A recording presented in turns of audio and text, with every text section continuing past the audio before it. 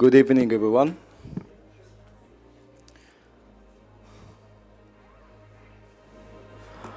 So, welcome and thank you for being with us, for those who traveled long distances and those who have came in from different cities in Morocco. This is a very special moment for two reasons. First, of the post-COVID era that we live in, but second, because of all the events that the world has experienced recently. And I think because of the history of Africa, we are legitimate to be the ones who bring the right voices and the right vision about how we see the vision together. So other speakers will give you more details about this vision. But first, we don't start from zero. We have had the first edition of Jewish Africa Conference in 2019. So we want to share with you a brief about this first vision.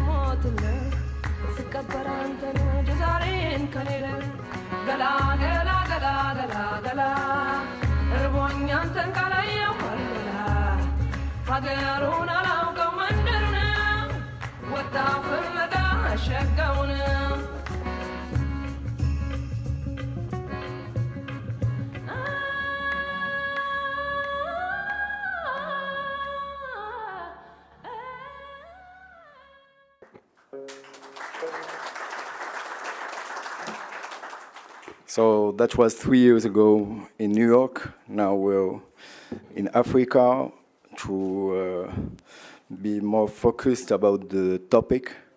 So I will call for welcome words Mehdi Boudouin, which has special interest in minorities' rights and the intercultural dialogue. Mr. Mehdi Boudoua has founded the Mimouna Association as a student in Akhawa University. And since he has become a very successful NGO, he has many realizations. One of them is he organized the first Holocaust conference in the Arab world in 2011. In 2012, he brought the first Arab student seminar to Israel. And he's associated and serves on different boards, such as the American Sepharad Federation and the International Advisory and Research and the Inter-University Center for Tourism and Studies. So please welcome Mr. Boudoua.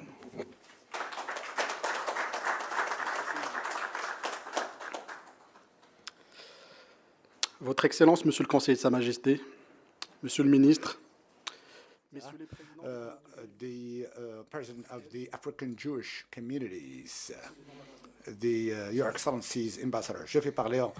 Your Excellencies, dear friends, first of all, I want to thank the OCP Group for the continuous support to the Jewish Africa Conference since the first edition in 2019. I want also to thank the USAID for the support to the Jewish Africa Conference and for the support to Mimouna through the Dakira Initiative and the Airwatch Project. Mimouna Association is a Moroccan NGO created in 2007 by a group of young Moroccan Muslims to promote and preserve the Jewish heritage of Morocco and contribute to the continuity of the convivencia that Morocco has a long tradition of cultivating. For more than 15 years, devotion to the Jewish heritage of Morocco has enabled, through more than 350 programs and events organized in Morocco and abroad, to pass the torch to the young generation. Today's Mimouna ASF initiative is an opportunity to bridge the gap between Jews and non-Jews in the African continent by creating an authentic space with a circle of emerging leaders and researchers who will analyze issues pertaining to the history, contemporary situation, and the future of Jewish Africa. This conference is the conference of the Friends of the Jewish People in Africa. Discussing Africa is a real challenge because of its immensity, but especially to the extraordinary diversity of its people, its history, and its cultures. Since biblical times, the Jewish people have had close ties with Africa. Some Jewish communities in Africa are among the oldest ones. Today, Jews and Judaism in Africa show an ethnic and religious diversity and richness almost unparalleled in any other continent. Moroccan Jews have played an important role in spreading Judaism in parts of Africa. It is through Morocco that Judaism arrived in West Africa, in Cape Verde, but also in Timbuktu. With the financial support of His Majesty the King Mohammed VI and his deep commitment in preserving the cultural heritage of the Moroccan Jewish diaspora, the Cape Verde Jewish Heritage Project restored multiple Jewish cemeteries in Cape Verde. And I want to say thank you to Carole Castiel for her excellent work and to the government of Cape Verde and also to His Excellency Mr. Andrew Zelay, who played an important role on that. Thank you so much. The restoration of Jewish cemeteries on the Christian island by a Muslim monarch shows the religious convivencia is not a myth in the African continent, and we can teach others about us. Probably we are not the richest country economically, but we are the richest continent by its diversity and its values, and we are proud to be Africans. As an African land, Morocco believes in Africa, advocates in its favor, and offers support for preserving its diversity in our continent. Today, we celebrate the Jewish dimension of the African culture in the city of Rabat. A few days ago, Rabat was officially elected as the capital of African cultures to recognize the rhythm of important cultural events that carry the African dimension and which reflect the commitment of the Kingdom of Morocco to Africa. I'm happy today to announce that from Rabat, the 2022 Capital of African Culture, a call is going out on this day to all of Africa and the world to preserve African Jewish heritage. The call will be signed by African and international Jewish leaders, and also by the friends of the Jewish people in the African continent. I wish you all a great conference over the 2 days, and thank you so much. Thank you.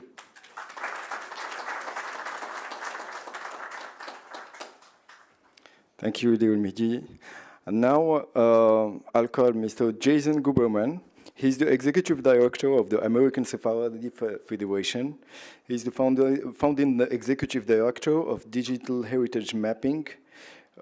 He's a social entrepreneur who specializes in building broad coalitions and melding intellectual and technical innovation.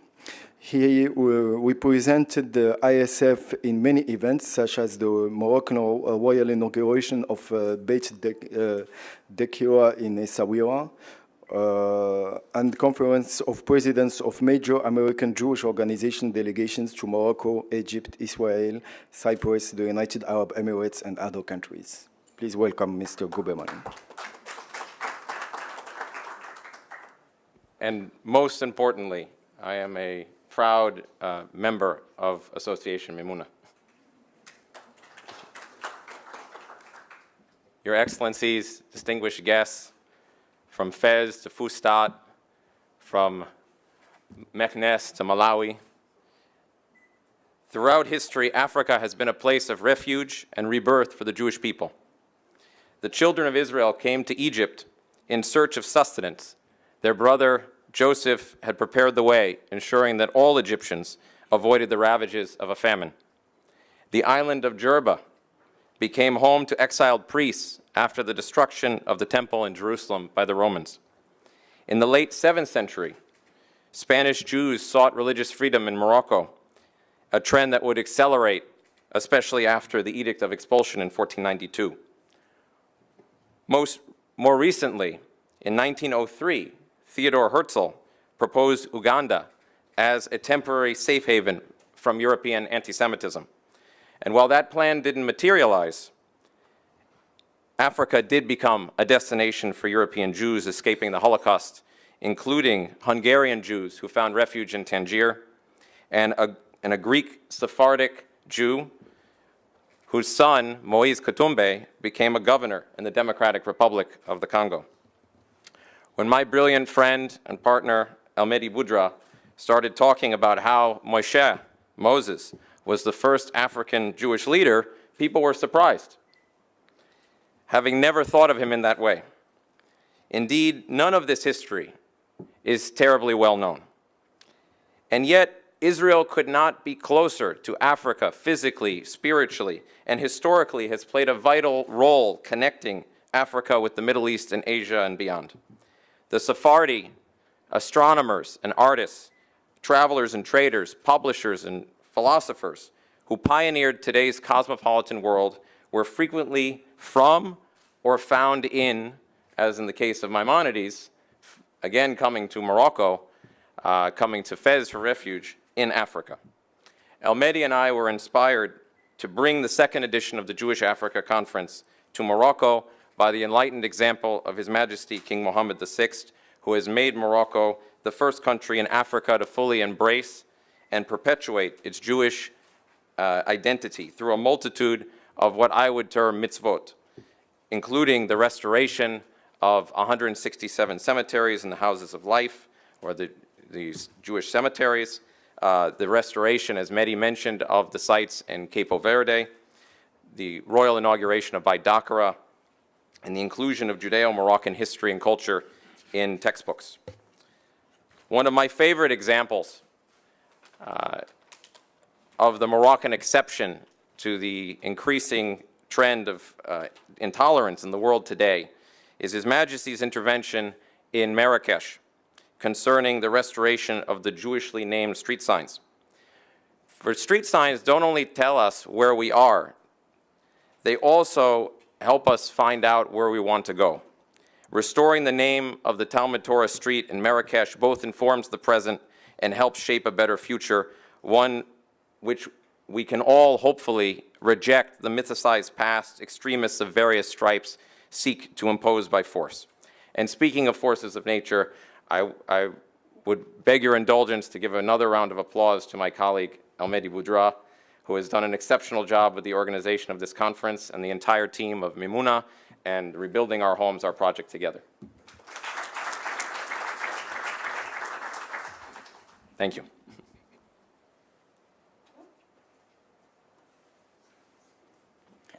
Thank you, dear Jason.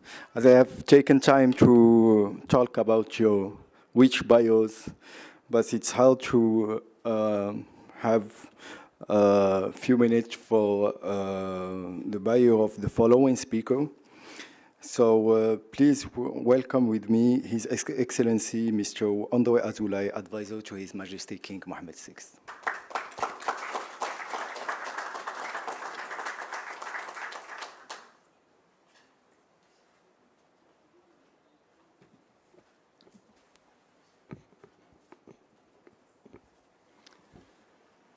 I don't know, maybe it's, English speaking for all, or? So, I will not miss this opportunity to improve my poor English, so I will do my very best. Excellencies, dear friends, this edition today of this Jewish Africa Conference is history. History, and I am so moved, so impressed, and so proud as a Moroccan citizen to join this conference, and I thank you, Mehdi, Jason, for inviting me to this floor to address this opening session. You know, we in Morocco, and with Mr. Berdugo, who is us today, David Toledano too, and so many friends. We are, we have been so impressed and so engaged and so committed following the roadmap of His Majesty to make Morocco as a country, a pioneer country, a visionary country, by giving to all of us, Moroccan, Muslim and Jews, the possibility to retake over of our full legacy, or of our full heritage, of a complete history and memory of our country, including the Jewish Moroccan legacy and heritage in the national legacy and narrative. It was not always the case. For a too long time was our history, and the narrative of our legacy and heritage was selective. It is not anymore. Today, I feel so gifted, so lucky when visiting schools, university, colleges, and see my fellow Muslim young compatriots telling me things about my own heritage and legacy as a Jewish Moroccan citizen. It's a real revolution in our country. Our country is a model country, if I may say that. And I'm saying that with it's not a posture. I'm not saying that because I'm the advisor of His Majesty the King of Morocco, or because I'm a Moroccan citizen. But it's so meaningful. We are in a period, and we are in a time, we are in a world, nation, communities where there is such a regression, such an archaism. All the extremism are, unfortunately, back everywhere. No barrier, no frontier, no religion. And Morocco is a kind of light in the community of nations by today. What we are doing today in Morocco is not anymore possible in New York, Washington, Paris, London, Madrid, everywhere. But Morocco is not only a resilient country, but it's a country where we are enough committed, enough loyal with our own legacy by telling the whole story to our citizens, by teaching our children, and by teaching in our university. That it allows me to tell you that I am more than 3,000 years old, because I know that by the time being, Morocco as a nation, Morocco as a people, they know that Judaism landed in this country at least 7 centuries before GC. It was known by the academics, by the experts before, but now it's the mainstream who knows it. This culture was for long top-down, and this momentum is now bottom-up, which is fascinating, and which means that we are engaged in a long, long run, and this renaissance will be a model renaissance for everyone. And it's in Morocco, it's in the land of Islam, it's in the Arab world, and it is in the African continent. And it is the engine of what does it mean to have in Rabat today this 2022 Jewish conference. It's credible, it's making true our dreams, and it's something which could make proud, I'm sure, not only the African, not only the Moroccan, but all the citizens everywhere in the world which are looking for the art of possible when it is evaporating everywhere. It's a roadmap for all.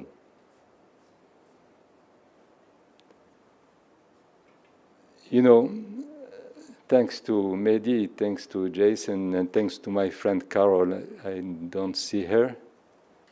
Where is, yeah, you are coming back, so. I have started by Cap Vert to enter this Jewish legacy in Africa. And it was, Cap Vert was a gateway for me, and Your Excellency, Minister Santos, I know now that we have the same descent. Your name is Wanon. Wanon was Wanunu in Morocco.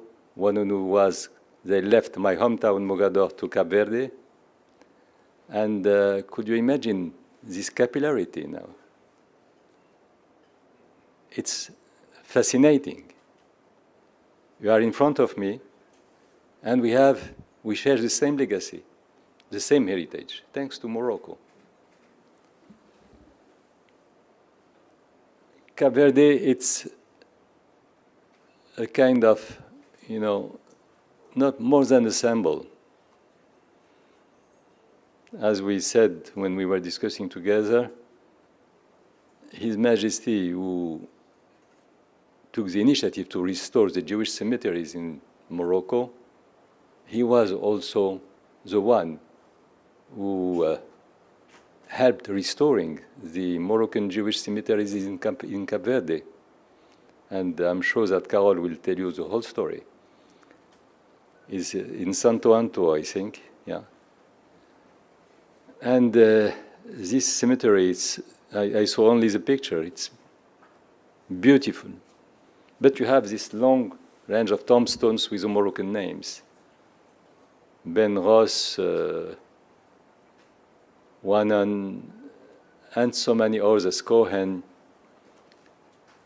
And I know that, this legacy is not anymore a religious legacy for you and for many, but what is of essence is that you have this long memory, and you are doing your best to keep it alive in the mindset and in the heart of the people, which is so important. And I remember that I met also in New York, I think, it was in your hall, Jason. The former Prime Minister who was Cape Verdean Prime Minister who was also one, and he was ambassador in Washington at that time. And you are so many to have took over of the highest responsibilities in your country. I remember also the Minister of Human Rights, or the High Commissioner for Human Rights in Cape Verdean was also from Moroccan descent. One of the representatives in the United Nations organization in Morocco was also a lady from Cape Verde, and she was also of Moroccan descent. So, which means that we are not speaking of something which is rhetoric or theory. We have facts, we have persons, we have countries. And I'm so happy also that we have with us South African Jewish community representative. It is one of the most powerful Jewish community in the continent. And there are also not as many as in Cape Verde, but some Moroccans as members of your communities in Joburg and in maybe Cape Town, Madam.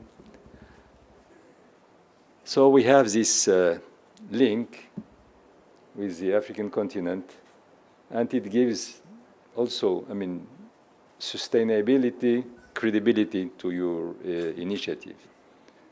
And it's also coherent with the vision of His Majesty the King Mohammed VI for, Morocco in Africa, Morocco as part of the African continent, Morocco as the place to make stronger, to make deeper, to make powerful regarding the relations with the others of our African roots. So I just want to wish you all the best and to try to help us, because, speaking about the African Jews is something which is very special. It's not something academic, it's not something scientific, it's not something with, let's say, the usual history and legacy. It's up and down. It's more emotional than rational. I know, I have met also some African in different countries, Gabon, Cameroon. They were referring to their Judaism, but not by facts, but by personal choice to identify themselves to Judaism. It was a decision. It was their sensitivity, even if it was not based on religion or on legacy or on history.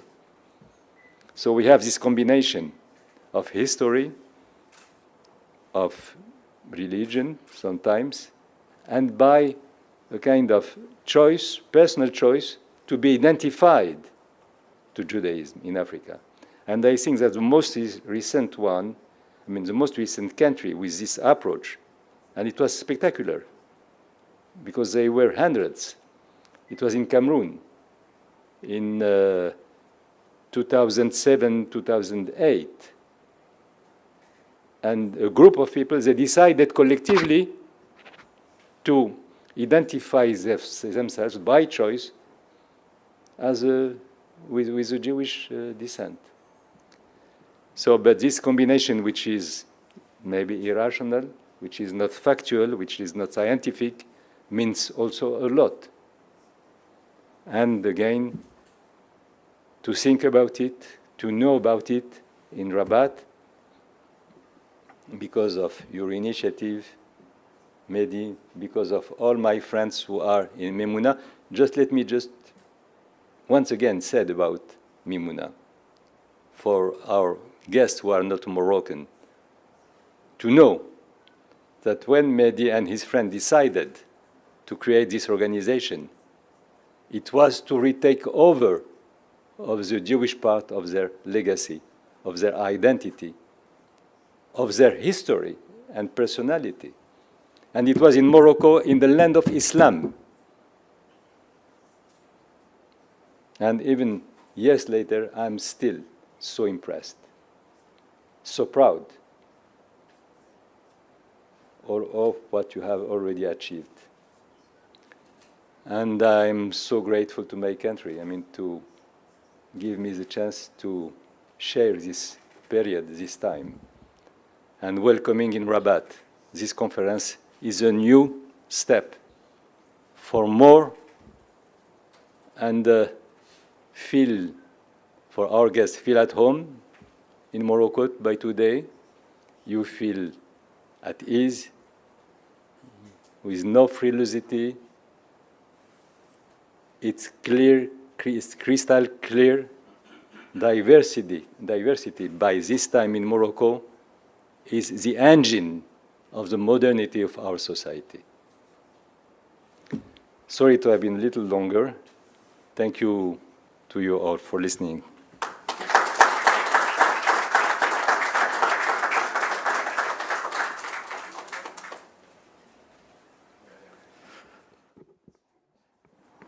We thank you, Excellency, and it's always amazing to hear your knowledge and all the stories that we, as you said, we can't find in books and that you have been sharing with us. Thank you. I think you have introduced in a very good way the following speaker.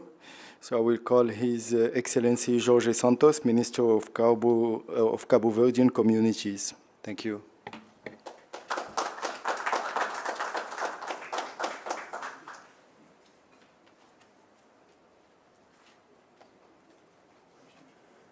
Thank you very much. I don't speak in English, but I speak in French or Portuguese. His Excellence André Azoulay, advisor to His Majesty King Mohammed VI, Monsieur Elmadi Boudra, le fondeur et président de l'association, ici présent. The founder and chairman of the association that brings us together, Mr. Johnson Uberman, the executive director of the American Safarid Foundation. Dear participants,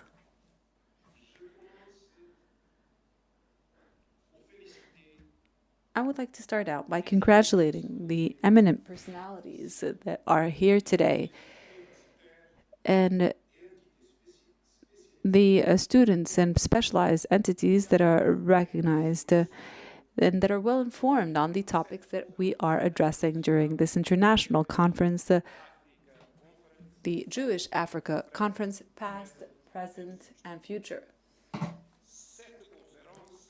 This conference is taking place at a time where the world, and Africa in particular, are fighting against the pandemic brought upon by COVID-19 and also the crisis brought upon by the invasion of Ukraine by Russia, with the major social and economic repercussions, with the heightened energy and cereal prices that are jeopardizing food security of our populations throughout the world. I would like to warmly thank you all for this invitation that was made. I would like to thank Mr. Mehdi Boudram for inviting me to this conference. It's a great honor for me to be able to participate in such a relevant conference for the African continent, for the world, and for Cape Verde in particular. Multiculturalism and religious pluralism have become, in the contemporary world, a reality of our society. We recognize the importance of the Jewish heritage that exists in our country, Cape Verde, at every level. I also acknowledge and recognize the great contribution that Madame Karukeshi, that's here with us, as a chair of the project of the Jewish heritage in Cape Verde, the Cape Verde Jewish Heritage Project, which has contributed to a better understanding of the presence of Jews in Cape Verde and to the preservation of the physical and existing heritage. As a member of the Cape Verdean government, I would like to warmly thank His Majesty the King Mohammed VI of Morocco, a privileged partner of Cape Verde, in valuing the Jewish heritage, Jewish cemeteries, and other landmarks. A great gesture that is extremely appreciated by all Cape Verdeans. I also would like to take this opportunity to reaffirm our historic relationship based on friendship and brotherhood that unites the Kingdom of Morocco and the Republic of Cape Verde, and the desire of both countries to further strengthen their cooperation ties. I also would like to reaffirm that the history of Jews in Cape Verde is blended with the Cape Verdean history, and their presence in the archipelago, according to certain historical notes, dates back to the mid-19th century, when, after the abolition of the Inquisition in Portugal in 1821, suffered Jews from Morocco and from Gibraltar, on the quest of religious freedom and trade opportunities, established themselves in the islands, which were then a Portuguese colony. I also recognize in this regard that the presence of Jews in Cape Verde was extremely important for the social and economic development of our country. It's a national consensus, and through this national consensus, the Jews arrived in Cape Verde with their science, their knowledge, their education, their wisdom, and their millennial awareness, which establishes itself and which contributes to the economy and which is essential to the development to the Cape Verdean island. The Hebraic inscriptions and in Portuguese inscriptions on the tombs in the archipelago indicate that most Jews from Morocco, from cities that have been mentioned here today by His Excellency, who arrived from different cities such as Tangier, Tetuan, Mogador, which is today Essaouira, Rabat,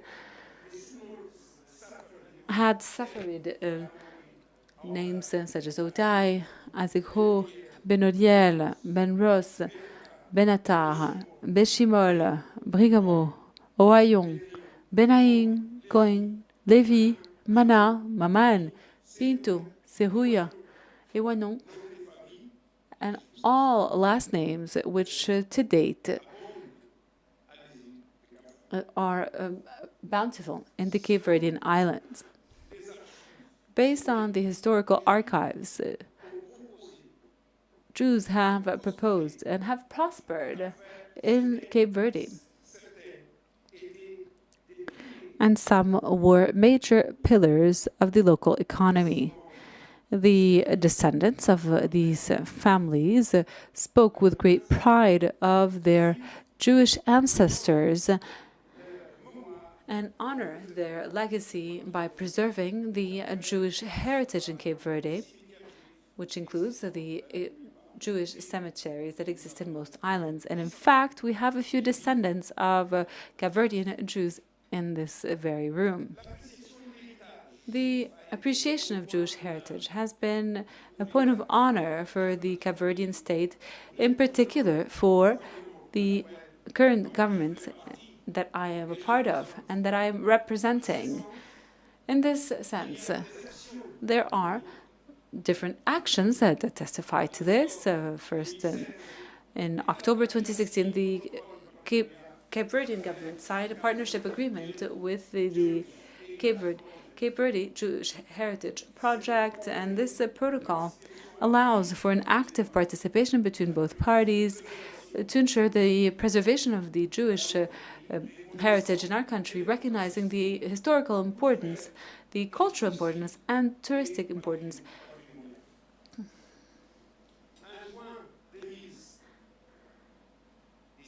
In June 2017, the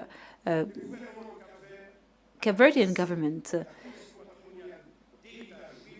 categorized the Jewish heritage in Cape Verde as a national heritage. In 2020, an international conference on the Jewish presence in Cape Verde in the 10th and 20th century was planned to promote the Cape Verdean cultural heritage, but which, due to COVID, which struck the entire world, was had to be cancelled. As a member of the government of Cape Verde, I acknowledge and recognize the importance of holding this conference, and I give the challenge of the organizers of this conference to come to Cape Verde to organize this international conference on Jewish heritage in Cape Verde. With a historical and heritage-based perspective, paving the way for other strategic fronts or to promote the economic development to ensure the continued prosperity.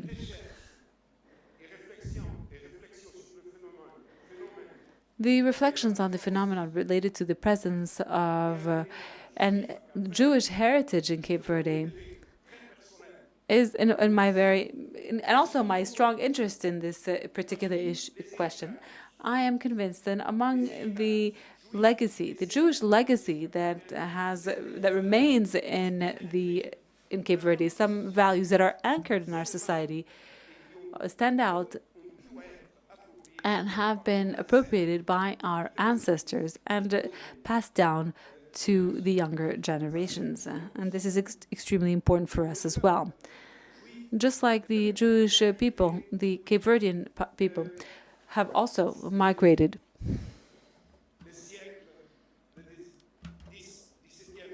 since the 17th century due to the difficulties, due to the different challenges that they came across.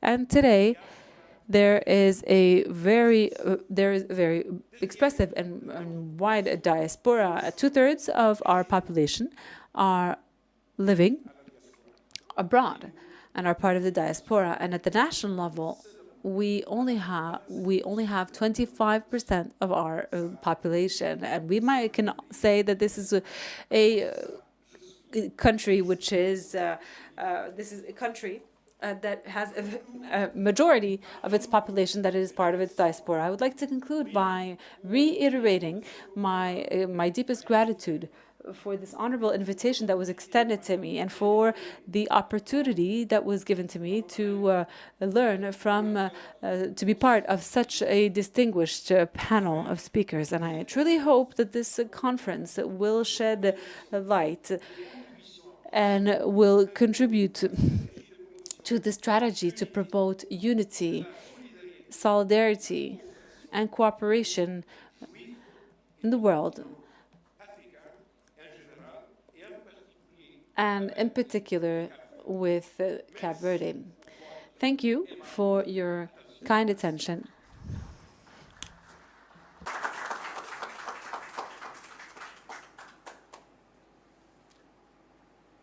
Merci, Monsieur. Thank you, Honorable Minister. Our last speaker for the opening remarks, then we'll have our first panel. So please welcome Mr. Malcolm Honlane, Vice Chair of the Conference of Presidents of Major American Jewish Organizations.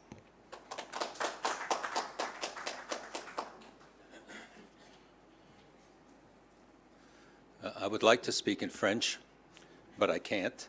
So, and Yiddish is not an option, they told me, so I will speak in English. It's very difficult, frankly, to follow the eloquent words that we just heard, and I know that those that will come d'avoir lieu, mais j'espère que je pourrai apporter une perspective différente, car pour moi, c'est un réel honneur de pouvoir participer à cette rencontre, et vous avez pu constater que j'ai participé à la is the frontier of the future. And in many regards, for it to be successful, it must be firmly rooted in its past, in its history and realities. It is essential to the Jewish tradition that we look back in order to look forward. Jews look back not to get lost in history, but to learn the lessons. Winston Churchill once said, "The further back you look, the further ahead you will see." Our sages said it 1,000 years earlier. And our holidays are geared not just to ritual observances, but to being experiential, that we experience what past generations lived through. We look back in order to look forward. For us, history is about the future, because only those generations that face history honestly and that learn the lessons can spare future generations those trials and tribulations. So it is essential for the future, and I believe a glorious future for Africa, for it to come to terms with some of the issues that have been ignored and denied, particularly its glorious Jewish heritage. From our earliest days, Africa played a central role in Jewish history. Through the ages, this presence continued until today. We know that after the dispersion that followed the destruction of the temple, Jews spread across the Mediterranean region. And there are scholars who trace this presence in Tunisia to Morocco, among others, and to countries in Africa, to the events of more than 2,000 years ago, and some even more. Of course, Egypt played an important role in Jewish history for 3,000 years. Jews always had a place in African history that some trace to the return from the exile in Babylonia. Certainly the Jewish presence in Ethiopia has crossed the millennia. While some of the history is speculative, it is clear that there is a solid basis for the research and accounts of the deep roots of Jews in Africa. This is not just intellectual curiosity. It is a fundamental essential of studying history. We join together to declare our intent that this conference be an inducement to major steps forward, to right the wrongs of the past, to clarify the misinformation, and to help strengthen the Jewish presence in Africa while ensuring that the legacy of the past is properly enshrined and explored.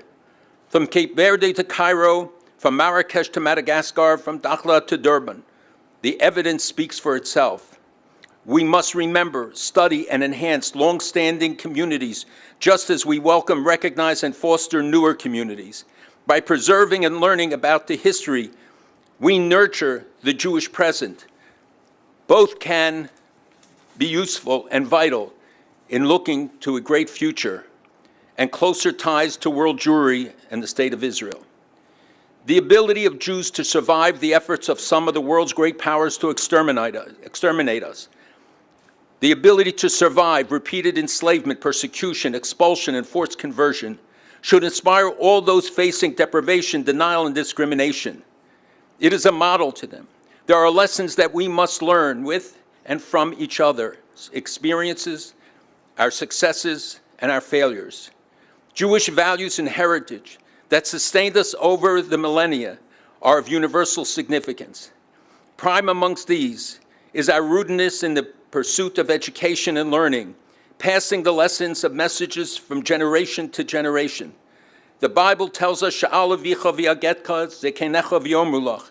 ask your fathers and they will tell you, ask your grandparents and they will explain it to you. Meaning that we must go to past generation to get the guidance to understand, not to ignore history, not to exploit history, but to gain from it. We want each generation to build on their predecessors, to learn the lessons, both positive and negative, to spare future generations the tests of the past. We share the ideas and ideals with all the positivity and change that can come to the world. B'chol dar v'dar omdim aleinu, we say in the Passover service, the Haggadah, in every generation enemies arise that seek to destroy us. It reminds that generation to generation, these enemies arise from outside and inside. And that while every generation has different qualities, different geography, different language, the challenges are always the same, of hatred, of bigotry, of Jew hatred.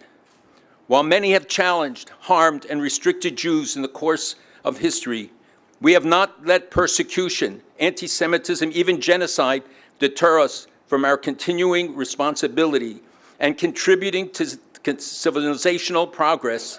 True Tikkun Olam, our mandate to improve the world in virtually every sector of life. Judaism recognized and ingrained that the fundamental commitments and principles like justice and charity must be acted, not just debated and polemicized. I was asked by the leader of a major country once, as we sat down, his opening words were, "Why are Jews so influential?" And I said to him, because Jews care, and people who care get involved. People who are involved have influence. People who don't care and don't get involved have no influence. It is not a conspiracy, except a conspiracy of love and concern for one another. Too often this is painted in negative terms, but it actually has to become the motivating factor that we engage the next generation, the young people, to care enough to get involved and to be part of the process. Being here in Morocco, in Rabat, one can see firsthand the prime testament to tolerance, vision, and humanitarian concern with the inspired leadership of His Majesty King Mohammed VI. Morocco has distinguished itself not only in Africa, but globally. His Majesty set the standard by preserving, perpetuating, and promoting the legacy of Moroccan Jewry and incorporating it as part of Moroccan identity. His personal commitment was expressed not only in words and declarations, but taking the lead to restore historic Jewish sites and synagogues. He has been outspoken against anti-Jewish hatred and Holocaust denial and insisted on incorporating that education, the historic truths, into the educational curricula of Morocco. An outstanding example of this is His Majesty's Houses of Life project to restore 167 Moroccan Jewish cemeteries, many of which I have visited, in a years-long intensive effort overseen by our friend, my dear and esteemed friend, and decades-long devoted leader of Moroccan Jewry, who has served both Moroccan and world Jewry in so many ways, the Honorable Serge Berdugo. We are all indebted to you for your devoted service, lifelong service, to the people of Morocco, to the Jews of Morocco, but this remarkable restoration we use as an example in confronting European and other leaders. Another example is Beit Dakhla and the restoration of the remarkable restoration in Essaouira, once, as Andre Azoulay told me, had a very significant Jewish population. Was it 40%? I think at the time. And it was his vision, with the backing of His Majesty, that has seen the restoration, and everyone has to make Beit Dakhla a stop when they come here now to see it, to experience it. It is really a remarkable development, and he too has been a remarkable leader of Moroccan Jewry, but for Morocco as a whole, and has gained universal respect. His Majesty's leadership is an example that empowered and inspired young Moroccans, such as the Morocco-Muslim Association of Mimouna, to publicly champion the Judeo-Moroccan heritage. Like His Majesty, they did not back down in the face of opposition, but increased their efforts to grow from a student group at Al-Aqmana University, when I first met Mahdi, into an important voice in civil society. We, and I personally, have been privileged to support them as they developed and draw special pleasure from their close association with the American Sephardic Federation. Thank you, Al-Mahdi, for your constant leadership, consistent leadership, courageous leadership, and dedication. The results are very clear. And for your partnership with Jason Guberman of the American Sephardic Federation, who has brought Sephardic heritage to the fore in America, together with his president, David Dan-Gur, giving it new life and recognition and respect. Morocco is a bridge between the societies and people of the East and West, between Europe and Africa, the Atlantic and the Mediterranean. His Majesty's dedication to Africa is especially noteworthy, and his special efforts to foster development on the continent are groundbreaking. The world cannot be secure and reach full potential if a major sector is largely ignored and not part of the progress. In a world where we are all interrelated and interdependent, we all must see to it that all are included. I could mention many other testaments to the importance of this gathering and its goals. To my pleasure at being here, being back in Rabat, this year's very rightfully designated capital of African culture and the host for the 22 Jewish Africa Conference. It is not a coincidence. It is demonstration of the Rabat spirit. Thanks to the organizers, to Association Mimouna, the Americans Fighting Federation, all of those who have worked together with them and have supported it. Their tireless and super devoted leaders deserve our special thanks and recognition. My dear friends who have done so much to bring us together here, to provide the Sephardic heritage global recognition that it so rightly deserves. May you and all of the participants go mechayel ochoyel, from strength to strength, further strength, and strengthening each other, go from success to greater success. Emir Hashem, with God's will, inshallah.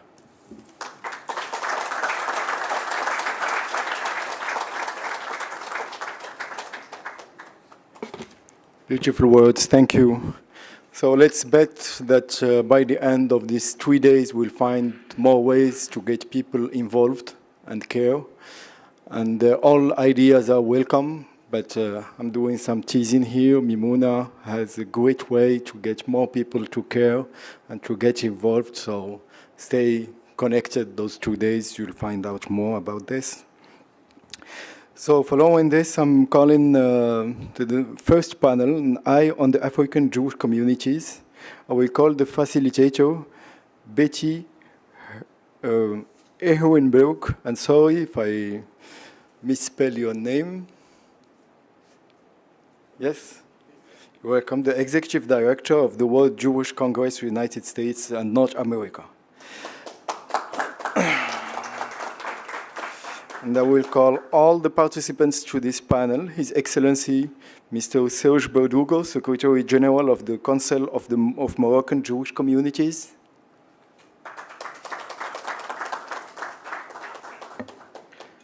His Excellency René Trabelsi, former Minister of Tourism of Tunisia.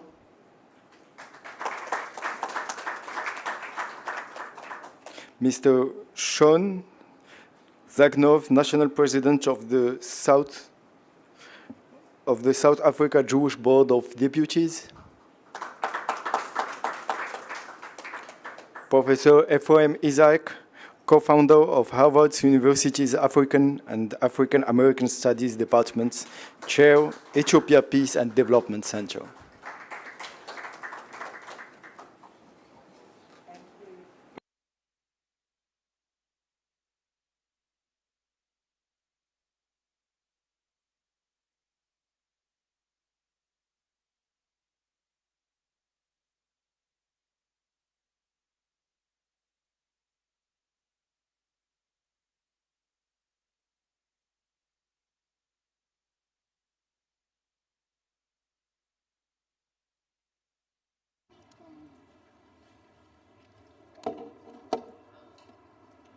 Test. This works. Okay, thank you very much. It is, okay. I just want to thank all the previous speakers. I echo Malcolm's feeling of being honored to be at a place like this today in such a wonderful gathering. We have dignitaries, we have Jewish leaders, we have academics, we have young people, we have community leaders. It is really a very, very special gathering, and I think that so many of the things that have been said by the previous speakers have really underlined how this is really a meeting of family. This is really a meeting of family, of people who are from Africa, from Jewish communities and other places even, showing how Jewish African life is growing and flourishing in so many countries. And have they been reasserting their Jewish identities and drawing closer to Jewish tradition and Jewish knowledge and Jewish history, particularly the young people. And so many of them are ancient, some of them are modern, some of them are medieval, some of them have emerged in recent years, as both Malcolm and Jason said, that how many times have Jewish communities who were at risk and in danger in other places of the world found refuge in communities in African countries? So I would like to be able to, if I can, just, first of all, Potrim Bechvodo Shel Achsanya, we have to recognize that we are in Morocco, and Morocco is hosting us. And because of that, and because I have, as representative of the World Jewish Congress, it is a unique privilege of the World Jewish Congress to be here. We are being so beautifully hosted, and the perfect opportunity to pay special recognition to a special leader, before I ask him to speak, of the Moroccan Jewish community and of the World Jewish Congress, Mr. Serge Berdugo.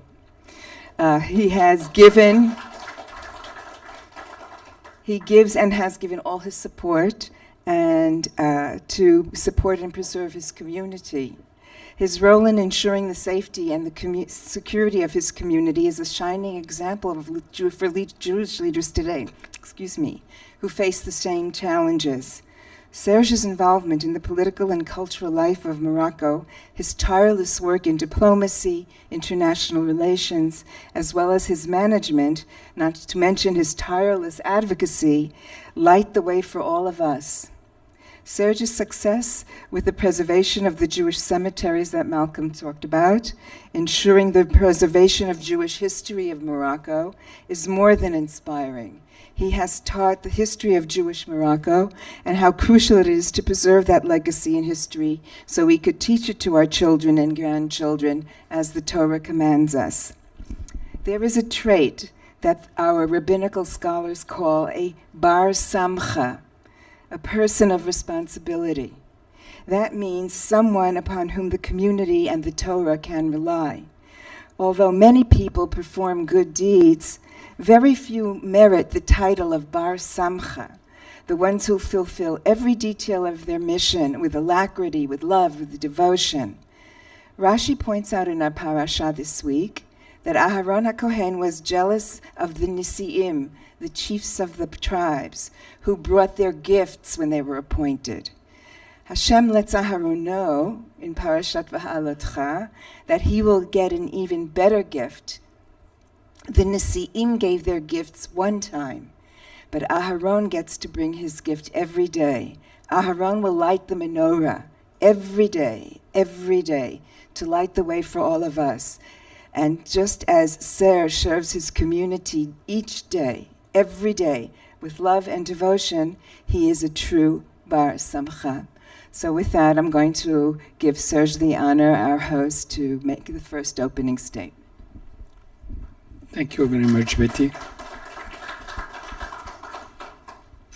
I think it's too much, but we know each other so long time that I am moved.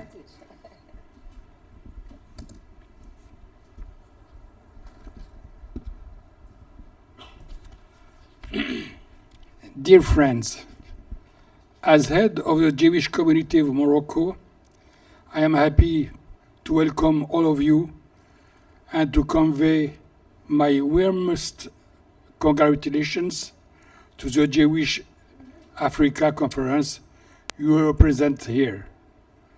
I would like especially to thank Jason Guberman and Mehdi Boudra for the organization in Rabat of the second session of the Jewish Africa Conference. Beruchim Habayim, Marhaba Bikum, warmest welcome to all of you.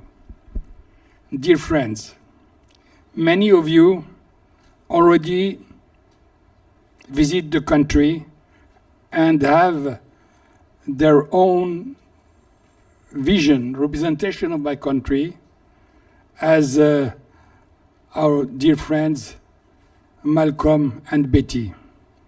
I would like then to share with you my ideas and feelings about our realities and try to give you a comprehensive picture of the Jewish community.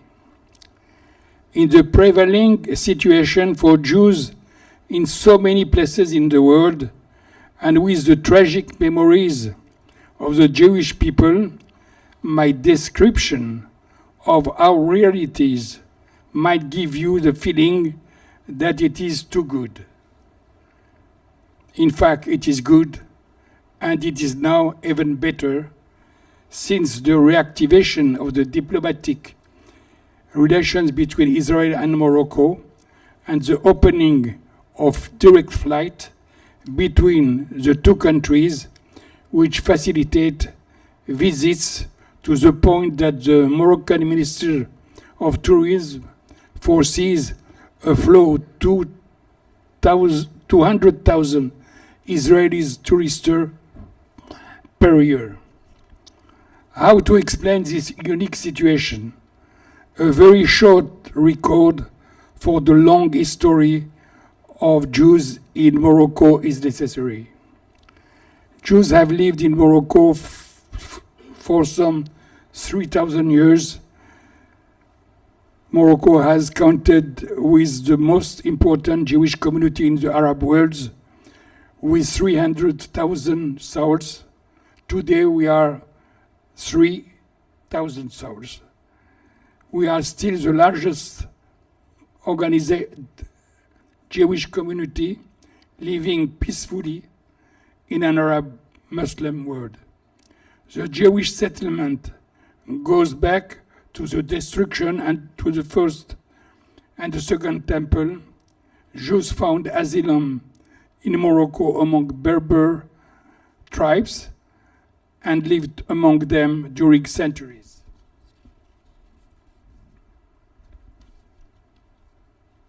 When Arabs got to North Africa, they found Berberian people, among whom Berberian Jew and Jews. A new life started then, since the 7th century under the Islamic rule, with the Dima, statute given by Islam to the people of the book. When Tariq ibn Ziyad crossed the Channel of Gibraltar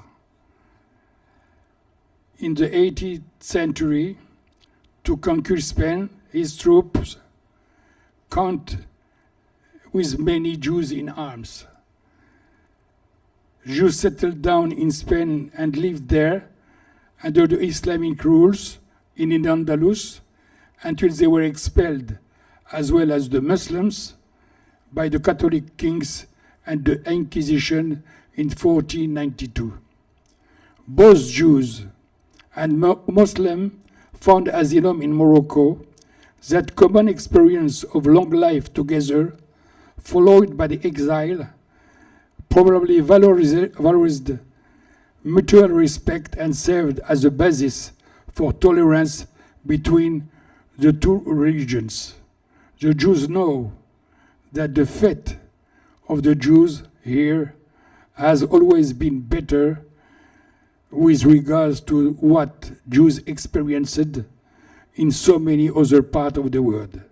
And indeed today, we can clearly state that we are full citizens in equal rights and duties, with full religious liberty and respect.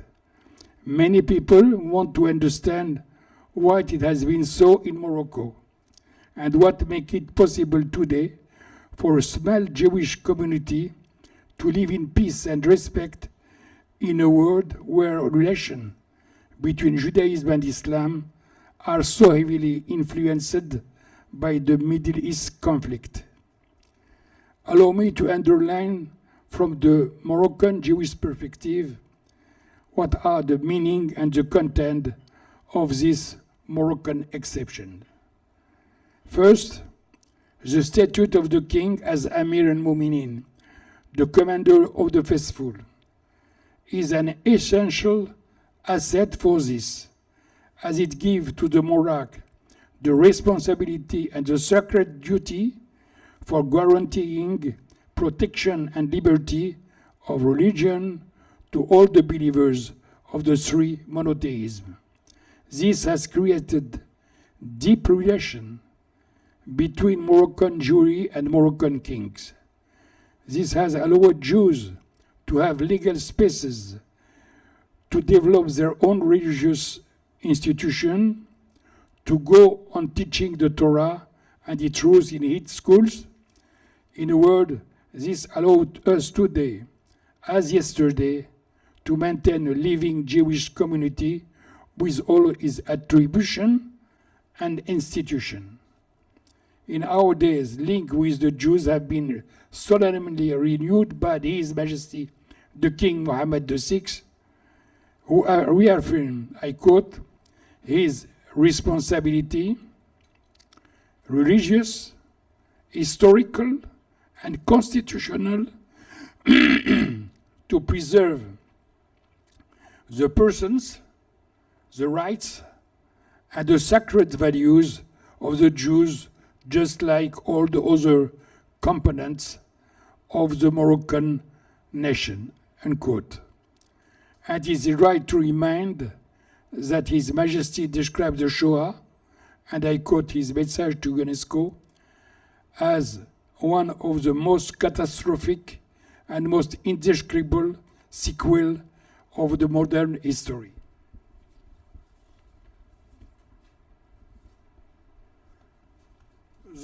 Those royal statements are crucial at a time when the flames of anti-Semitism and Islamophobia are being fanned across the world to save the interest of extremism, while there is an enormous risk that today's youth will grow up believing that Arabs and Jews were simply not meant to coexist, let alone thrive together. Last but not least, the specificity of the Malikite Islam in Morocco is moderate.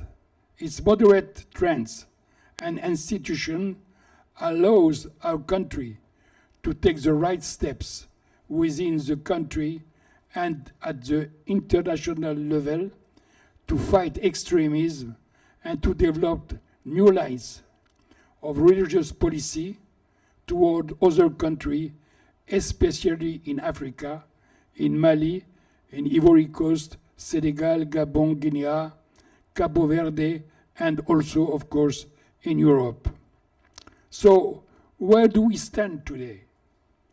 In the preamble of the new constitution, adopted by the popular referendum on July 2011, the Hebraic heritage has been identified as one of the components of the national identity. That is obviously a revolution in a Muslim country and elsewhere, as I do not find any similar example of this reality in the world, to quote. Morocco, dear friend, always counted with the biggest Jewish community in the world, in the Arab world. That became the most important Jewish community from the Arab world established in Israel. Since the 50s of the 20th century, Morocco Judaism knew very strong migrations movement under the triple historical pressure of wars of decolonization, tension between the national movement of both Arabs and Jews, creation of the State of Israel, and the following wars in the area. However, we know that the reason for this immigration were not the same in all the Arab world. Unlike other Arab countries, Morocco did not throw out its Jews, nor did he ask them to leave. However, the dispersal of the majority of the Moroccan Jewry throughout the world has not been at the end of the line, but the beginning of a new road. Strong links have been perpetuated both between Morocco and Moroccan Jews and Moroccan diaspora, wherever they are. The Moroccan Jewish diaspora, of about 1 million of souls, goes on perpetuating his own values and tradition, and keeps deep links with Morocco. The departure did not mean rupture with the motherland and culture. And King Hassan II was absolutely right when he repeated that when a Jew leaves his country, Morocco loses a resident and wins an ambassador.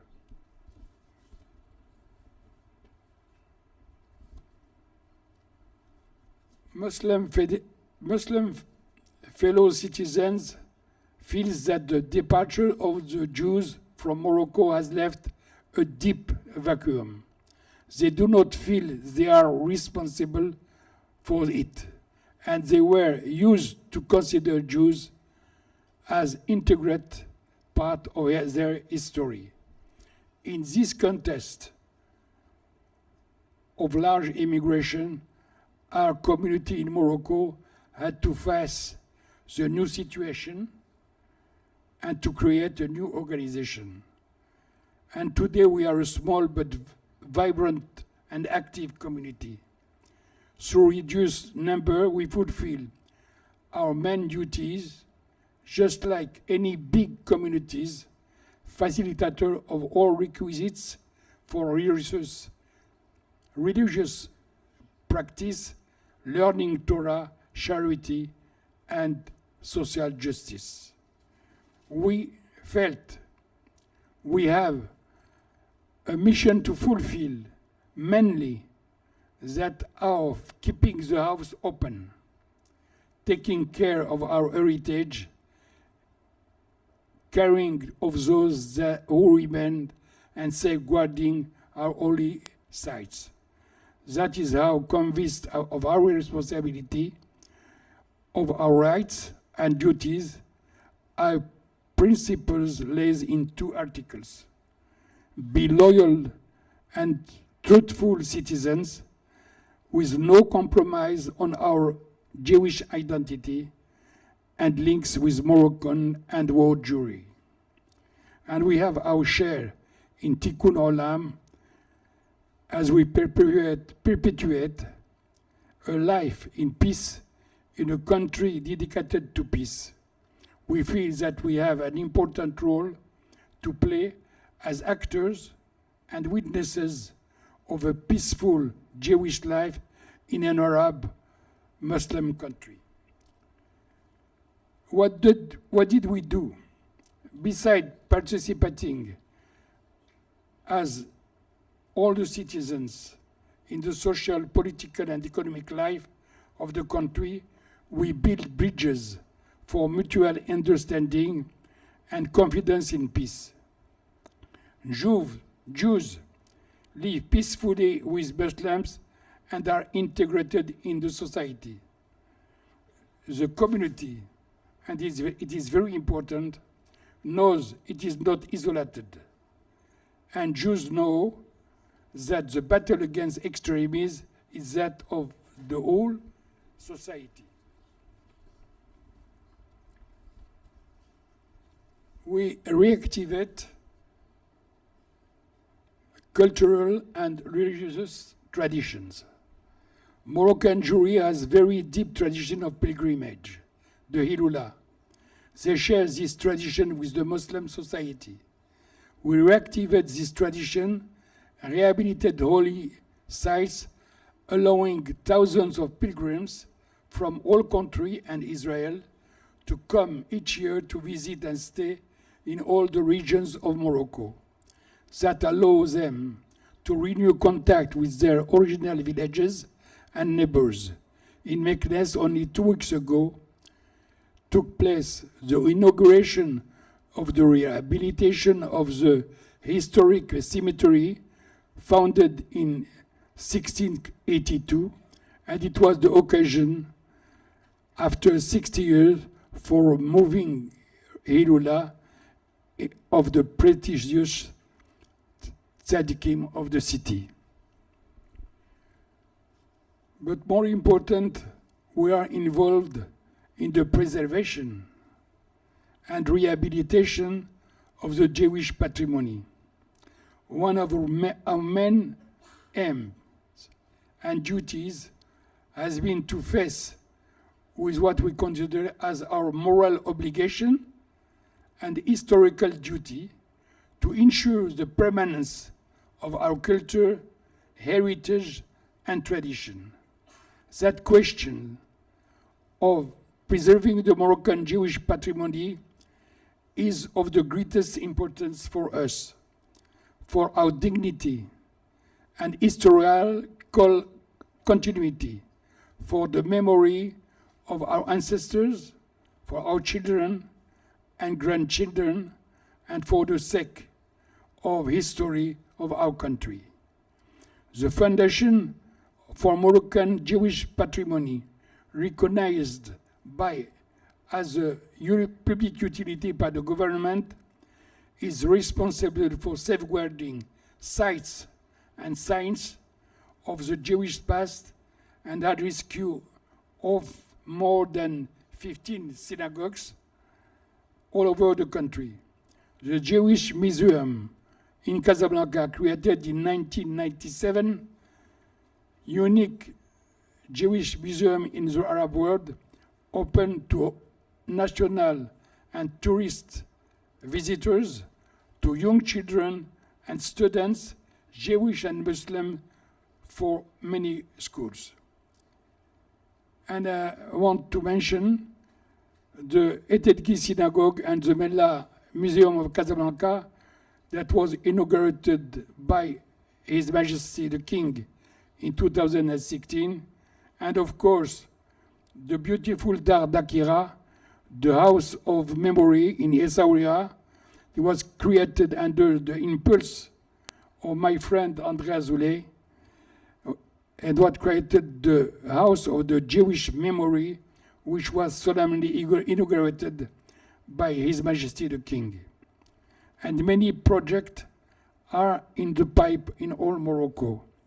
In Tangier, where we have rehabilitated 2 synagogues of the 18th century, and where we are about to complete the work of the future Jewish Museum of Tangier and its Studies and Research Center.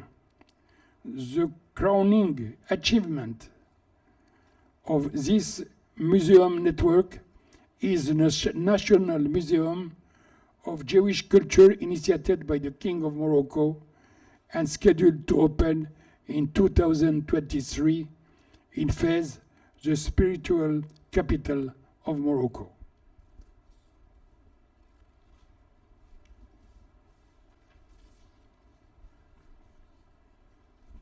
But indeed, the rehabilitation of all the Jewish cemeteries in Morocco, initiated and supported by the King, remains a unique work.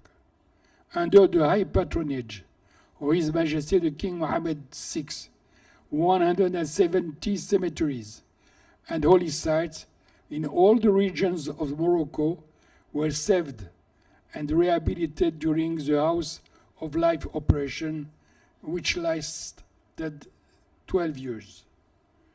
It means 45 miles of walls, 200,000 square meters of pavement, and 15,000 tombs already repaired. So this royal achievement, really unique in the annals of the history of humanity, gave back dignity and identity to all cemeteries and relief to the families who come from everywhere to visit the cemetery and the grave of their ancestors. All has been done under the umbrella of the King, by our community, with the help of the Moroccan administration and the respect of our Muslim fellow citizens. It's worth recalling that in the majority of cases, all the holy Jewish sites have been respected 60 years after the Jewish departure. We all know the role played by Morocco in the quest of peace, and our community have taken its part in different steps, as it feels it has a responsibility to put in specific experience of life in Arabic Muslim country, to participate in building dialogue between Jews and Muslims, between Israelis and Palestinians. It is our very clear way to participating in Tikkun Olam by building up confidence through dialogue. We have taken our part and facilitated contacts. Morocco Jews belong to the Beit Hillel tradition, that of peace. Therefore, our credo is very clear. Peace is necessary. Peace is possible, though difficult. People should meet and know each other as human beings and not only around negotiation tables. We simply say that any contribution that could give a chance for a just and lasting peace, in security and dignity for both parties should be promoted. As the recent political development of the political scene in the Middle East show, far from being an anachronism in a world torn by passions, hatred and wars, the Moroccan Jewish community is a symbol of a pacific and fruitful coexistence between Muslims and Jews. Let's not make a mistake. That is not a short reality. It's an historical trend and basic reality for the kingdom. Our testimony is a reap fruit of the long time of history and shows that the Moroccan exception has very deep root.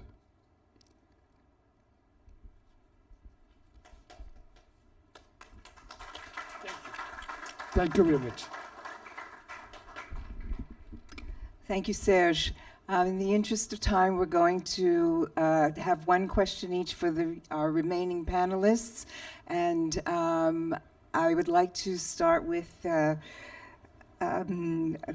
Excellency René Trabelsi, the former Minister of Tourism of Tunisia. We've been hearing recently about the visits to the synagogue in Djerba, and we very much would like to hear a short update, if we can, about this renewal of interest. Is it new? Is it something that's been ongoing but now just is being focused on? Or have you been seeing an increase in the interest of Jews, and indeed, is it an influx of Jewish tourists now?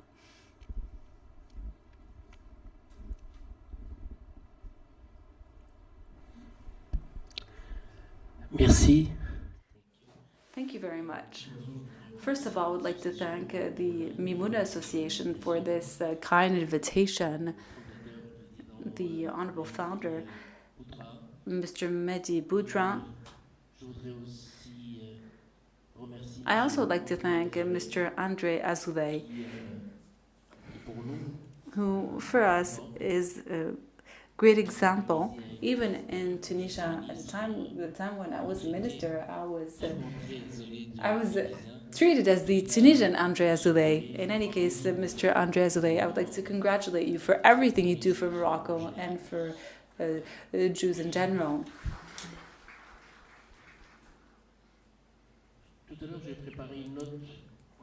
So I had prepared a few words in Arabic, but I think that it's maybe preferable for me to explain, to share my thoughts in French.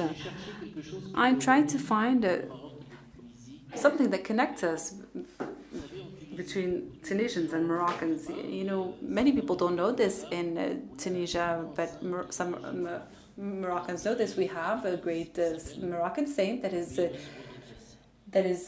buried in Tunisia, Rabbi Masoud el-Fassi. It's a great saint that is buried in Tunisia, and many people come to visit this saint. And so this rabbi came from Morocco on a lion, and that's the story.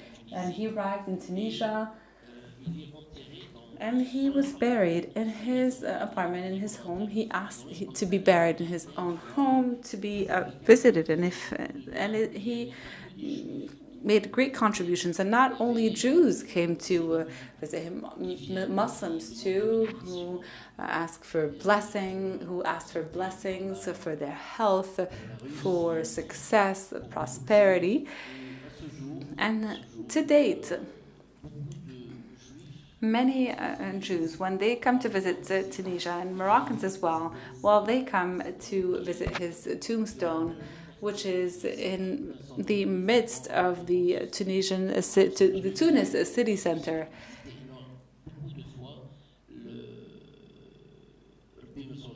And so, as I mentioned, many people come to visit the mausoleum of Rabbi Masoud el-Fassi. So there was a great pilgrimage to Djerba, and Morocco is known for these pilgrimages where people come from the entire world for these pilgrimages. And so in Djerba, it's generally in May, it's 33 days after Pesach, and it draws in quite a lot of people. And 2009 and 2010, we counted up until 10,000 pilgrims from the entire world. And it's true that after 2 years of COVID, we had many people, almost 4,000 pilgrims that came from the entire world. And the great news is that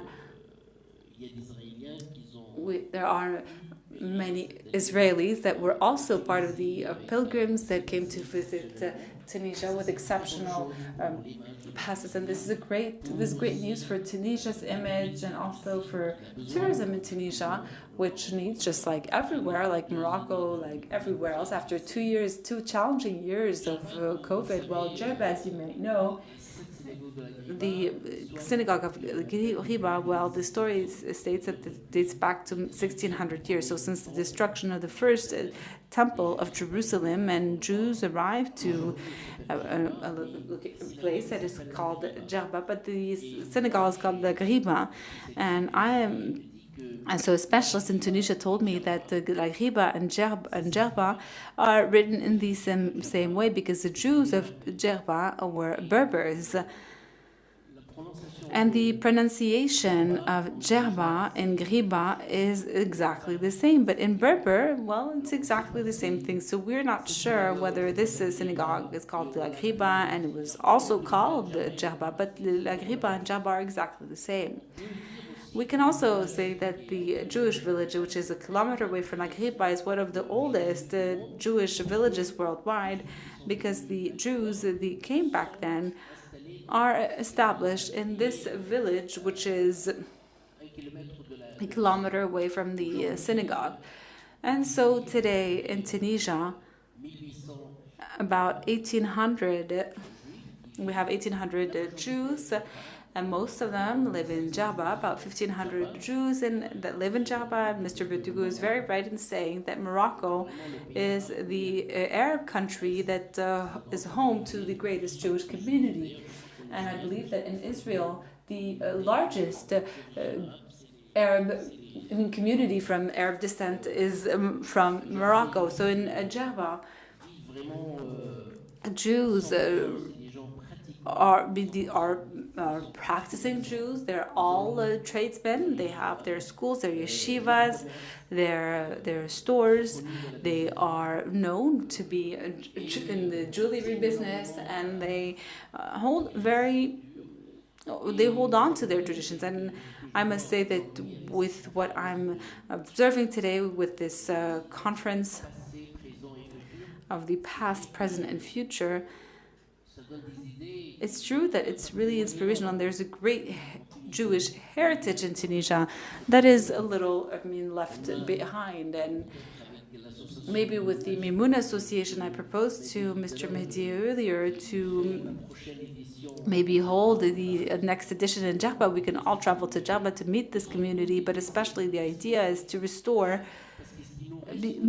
things, because what remains in all of these countries is the memory in these synagogues that are left behind, left and right, and cemeteries as well. And these, we have Torahs that date back to 300 years that are still in these synagogues, and the Jewish memory is extremely important. I mean, I think that to preserving these scrolls and these artifacts. I mean, Moroccans or Jews are people that are hold on to religion very strongly, and that's extremely important for the future. When I saw earlier the photo exhibit from Ethiopia, it reminded me of the old photos of Djerba. That's really what Djerba is like. It's virtually the same black and white pictures and people dressed in traditional attire, and you can see that in the world that Jews looked alike, even if they didn't necessarily come from the same countries. So this important conference, which brings together such a distinguished group of people, needs to also serve to preserve the memory of Jews in African countries. And this is extremely important. Until other countries can make the same step, just as like Morocco has done with its relationship with Israel. And I think that this can only be beneficial, especially from tourism, especially when we think of tourism. Should be Minister of Tourism again. My question to Mr. Sean Zagonov is a little bit different. It's one of the South African Jewish community is not as ancient as the others, and we kind of kid around a little bit with the notion that maybe you're all a bunch of Litvaks who came in recent generations. However, it's an interesting marriage. How would you describe the home that Eastern European Jewry has made in South Africa? Thank you, Betsy, and good evening, everyone, whoever's remaining. I just want to say that El Mehdi's influence extends very far. He sent out a word to the embassy in Johannesburg, and I got my visa in 20 minutes. Not enough time to have a coffee. Just another comment in terms of Morocco. I had a teacher when I was in primary school, Rabbi Cohen, whose father, I'm told, was one of the major rabbis in Morocco. And I could feel the warmth and the fire coming out of Rabbi Cohen. So the community in South Africa is a very unique community. As Betty correctly said, we almost exclusively derive from Lithuania and Russia. Now, what that has done is I think it's created one of the unique communities in the Jewish world. Today, we have roughly 60,000 Jews. There were perhaps 120,000 about 2 or 3 decades ago. But it is an extremely united and effective community. We have the body that I represent, which is the Board of Deputies, under which all Jews in South Africa affiliate, which is quite extraordinary. So we sit around a table with progressive Jews, with Zionist Jews, with welfare Jews, and we have an organization that is exceptionally effective. Not only that, sorry, just one thing to add. People often ask why that is the case. And I think one of the defining moments in our community was in the early 1950s, when there was, as we saw in the States as well, where Orthodox Jews or observant Jews started finding it very difficult to maintain their traditions because of the needs of their employment situation. And the chief rabbi at the time said, you can remain Orthodox, but you can still drive to shul, which was a remarkable thing because in other countries, you had to give up your Orthodoxy if you wanted to drive to shul. So we've remained a very cohesive community. My grandfather was a rabbi who came from Mayfair. My father isn't religious, and I am religious. And we have progressive Jews. We had the leader of the progressive Jewry in the world came to present, and he spoke to Orthodox Jews, and he was surprised by the warmth with which he was received. So we are a unique community. We punch well above our weight. People will probably know that South Africans sent more people to fight in the Israeli War of Independence than any other country, despite our small numbers. Not only that, but almost exclusively the emigration of Jews from South Africa is towards Israel today. So we continue to make a contribution. We contribute to our own society. In terms of the anti-apartheid movement, Jews were far disproportionate relative to any other group in fighting that terrible apartheid system. In terms of contribution to the economy, in terms of many other things, in terms of seeding many other communities around the world. You all know that in Australia, you know, Australian Jews, well, if you're an Australian, you either come from a penal colony or you come from a South African Jewry, one of the two. And in many other communities around the world, we play a significant role. So your question, Betty, what is it that's enabled us to remain so cohesive? Is that we are united. Almost without exception, every single young Jewish person in South Africa goes to a Jewish school. I challenge any other community or country in the world where they can boast a similar statistic. So we have, I'm not going to take up more of your time, other than to say just one thing in terms of reaching out to the people around the room so we can get some specific value from this grouping. And that is that we have a war for the minds of the African people in South Africa. The vast majority, we don't have institutional anti-Semitism in South Africa. We don't have deep-rooted Christian anti-Semitism in South Africa. But we have a government, we have a small group of people who are ideologically driven and are very active BDS, pro-Palestinian supporters, and very active anti-Israel protagonists. And that is a great shame, because the vast majority of South Africans are not anti-Israel, and yet they're listening to the rhetoric that's coming out of our government. To the extent that you all probably know, and I was talking earlier, Israel recently got observer status at the AU, and who was championing the cause to get Israel removed? None other but my dear government, which is a great shame. Having said all that, we also boast, and I'm sharing some statistics with you, but you'd be surprised to know that South Africa has one of the lowest levels of anti-Semitism of any country. I think there were maybe 60 instances last year, of which there were hardly any, if none, that were actually physical. So we live in a bit of a dichotomy. On the one hand, we have a wonderful environment, a wonderful community, and a very supportive government in terms of supporting the rights of South African Jews. At the same time, we have to guard, and I reach out to all of you, I spoke to Lemire earlier, we have to guard against our country converting the masses in South Africa into anti-Israel protagonists. So if you can all do the same in your countries of origin, I'd appreciate it, and it's a great honor to be spending some time with all of you, so thank you. Thank you. Thank you very much. Your community is indeed an inspiration. I visited twice, and I hope to come back again. Thank you. Professor Ephraim Isaac, co-founder of Harvard University's African and African American Studies Department and chairman of the Ethiopia Peace and Development Center. How do you see this most recent aliyah that just happened? Why did it take so long? And what do you think is the prospect for the future of any more Jews coming out of Ethiopia to Israel? Thank you very much.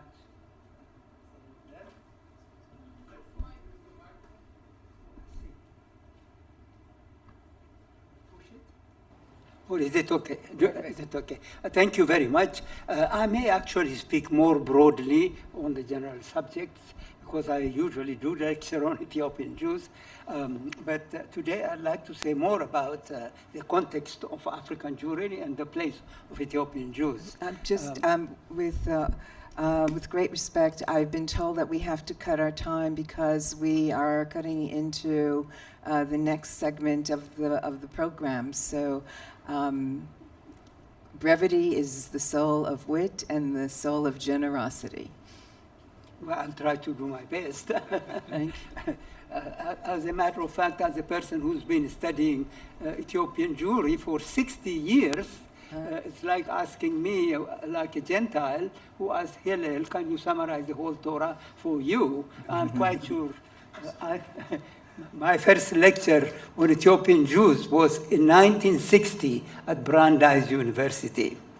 Well, anyway, let me also thank Mr. Mahdi and my friend Jason Huberman and the organizers, and also I'd like to thank Drora Arusi, who's really behind a lot of this work, and my friends who are here, Ambassador Balainesh, and Rabbi Sharon, and many of you. I would also like to say this is my second time to Morocco in 1 month. Last couple of weeks ago when I was here, there was a conference on the abuse and misuse of religion. And I must say, we were all very grateful to say that there are world leaders who abuse religion, but yet there are world leaders like even His Majesty, the King of Morocco, who's promoting inter-people understanding, King Hussein and others. So anyway, the topic of Jews in Africa is a very, very complicated one.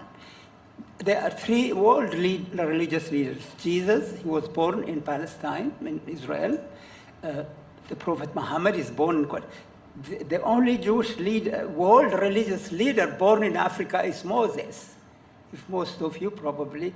And not only that, he married an Ethiopian woman, whoever she is, and his children probably looked more like me and Balainesh, since he had an Ethiopian woman. And so the story of, I remember when I gave my first lecture at Brandeis University, somebody raised his hand and said, we didn't know there are Jews in Africa. Are there Jews in Africa? And a cliche that has now been repeated by many people in this country and abroad, and such, is what I said at that time. Ethiopia is mentioned in the Bible, Cush, about 60 times, Poland not once.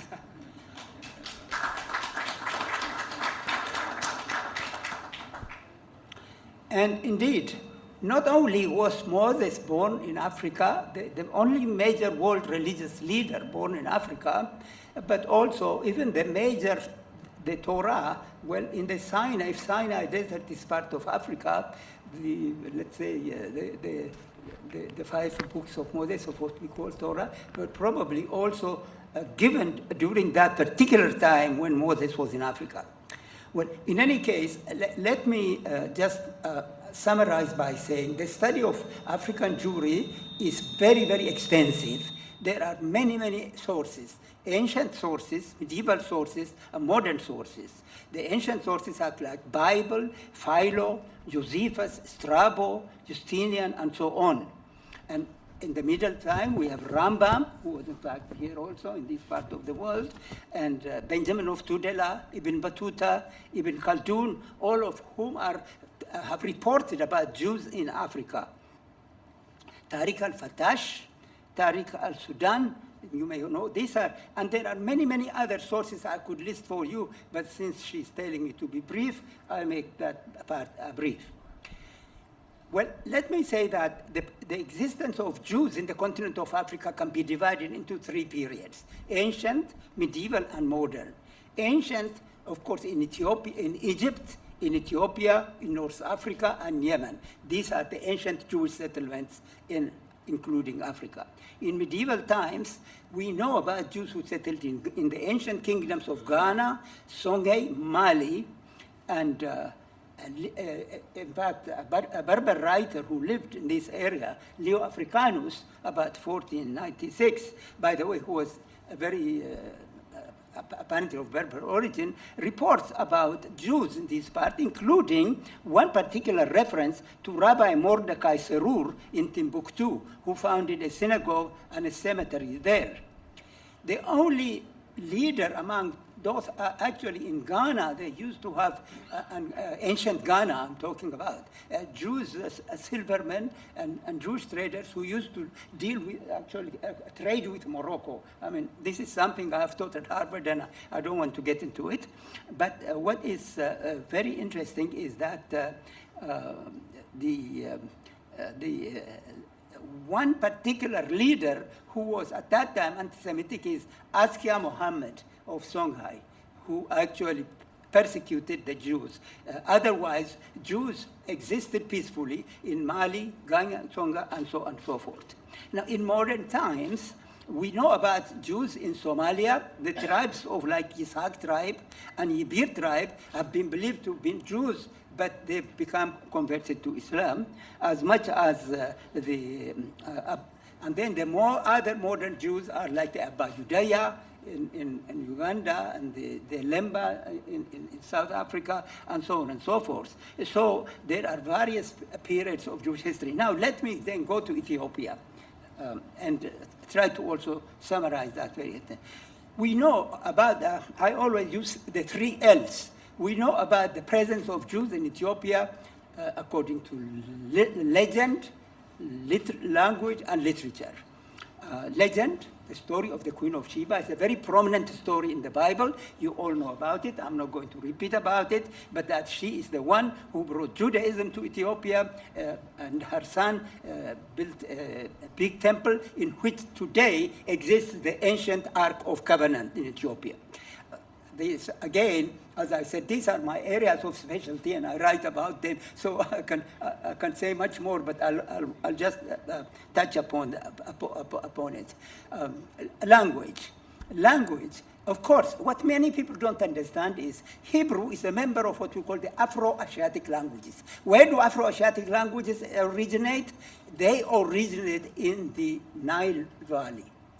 Scholars at one time used to think Hebrew came from a branch of a language in Arabia. No way. Most scholars today, whether you go to Russia or Germany or France, and I publish a journal called Journal of Afro-Asiatic Languages, maybe I'll bring a copy tomorrow, and we study this, and it is very interesting that what we call the ancient proto-Afro-Asiatic, which might have developed about 10,000 years ago, broke into 5 branches: the Semitic branch, the Egyptian branch, the Berber languages branch, and also it connects these languages, and the Hausatic type of languages, and the Cushitic in Ethiopia. And most of these languages are in Africa. So when I first came here, and I said, are there Jews in Africa? Well, I also pointed out to them that in the Mishnah Nagaim, it says a Jew doesn't look like a German. A Jew doesn't look like also a Nilotic. Is brown. I mean, I can give you the reference. They're not asking about race. They were talking about identifying leprosy on people. So in other words, if you look at language, Hebrew itself is a branch of the Afro-Asiatic languages which originated in Africa. And thirdly, in terms of literature, some of the most important Jewish literature have been preserved in Ethiopia. I myself translated the Book of Enoch into the English language, published by Doubleday Press, edited in the Old Testament to the Epigrapha. I also edited and published my doctoral dissertation at Harvard, also on the Book of Light. And what is very interesting about the Book of Light, there are people who say Ethiopian Jews have no oral tradition. Bullshit. Ethiopian Jews also have oral tradition. I'm sorry to use such a language. Ethiopian Jews, like in fact, in the Book of Light, there is a whole chapter from Mishnah Shabbat, which is a very important aspect of Mishnah. The Mishnah Shabbat talks about Avot HaMelakot, 39 jobs, works prohibited to be done on Shabbat. And I did this under Professor Isador Tversky, who was a specialist in Rambam, and he was very fascinated too to discover that in an Ethiopian book called the Book of Light, the oral tradition taken in Shabbat. And not only that, however, there are numerous other, you see, the oral tradition, Torah Sheba'al Peh, was very fluid. And that is why at the end of the Mishnah, they had to do also additional literature. So Ethiopian Jews do have also a lot of oral tradition, but some of it has been, oral means oral. It used to be oral, and what was written down. So in other words, if you look at the literature then, and then the last book I published, which is very fascinating, is a story called the Book of Joseph. The history of Joseph is published, and by the way, I'm very proud to say I brought that first to the attention to scholars, and many scholars are studying it today, whether this particular book, it's a midrash, it's a midrashic book called Zeinahu LeYosef. And this particular midrash is now being discussed by many scholars, whether it was the original, the Ethiopic words from Syriac or from Arabic, and so on and so forth. So in terms of then legend, language, literature, all these witnesses attest to the presence of Jews in Ethiopia. And the whole idea of the lack oral tradition is meaningless.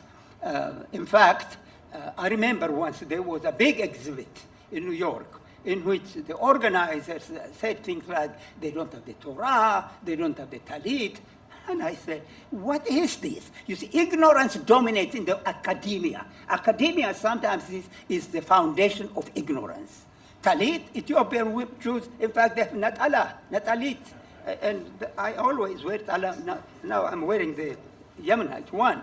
And because, in fact, some of the most prominent oral tradition in Judaism was preserved in Yemen, which was across Ethiopia. And Yemen, as Professor Goitein and Professor said, the most Jewish of all Jews, people who read the Torah by heart, people who do these things, and they're across from Ethiopia, and they've come over to Ethiopia, so they have interacted with Ethiopia.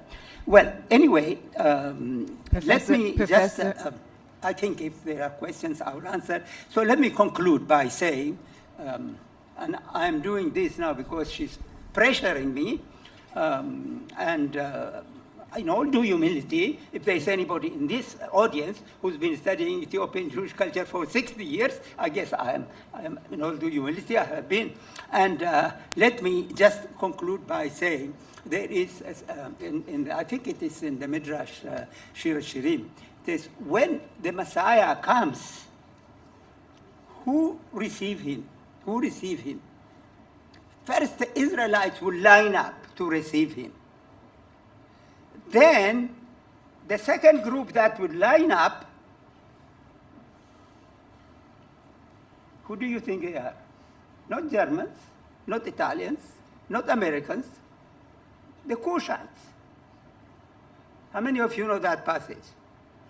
It's in the Shir Shirim, the Midrash Shir Shirim. So I want to conclude by saying I'm very proud to be both a Yemenite and Ethiopian Jew, people who have preserved very rich Jewish culture together.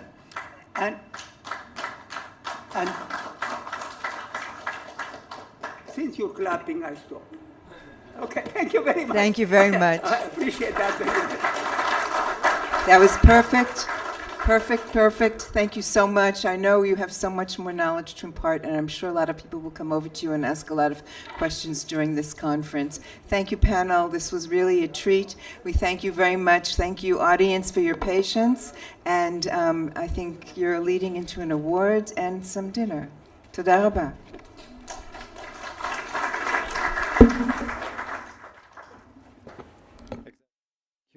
Thank you for our guest speakers. And so we will get this part very brief and very fast. We're giving the Jewish Leadership Awards ceremony, Moïse. So we'll be calling one, for each prize, we'll be calling close friends of Mimouna, who will give a prize to the ones who were awarded. So first I will call His Excellency Mr. André Azoulay to give the prize to His Excellency Jorge Santos, Minister of Cabo Verdean Communities.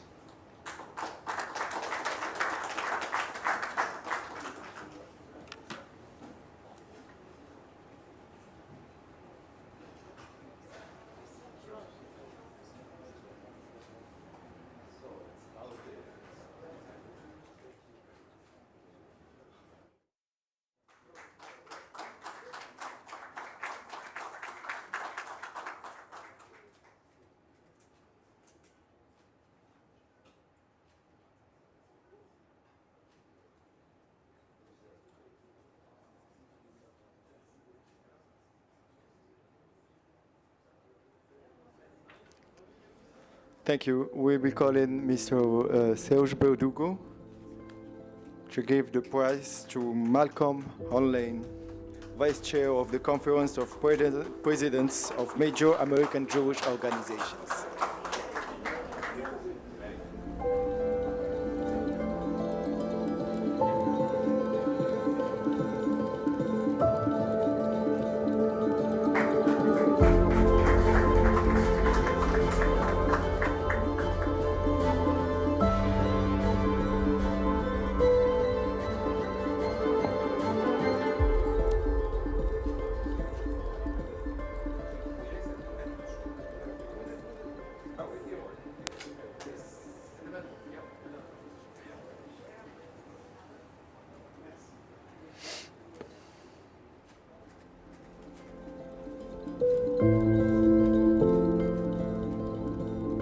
Third part, we're still having 6 prizes.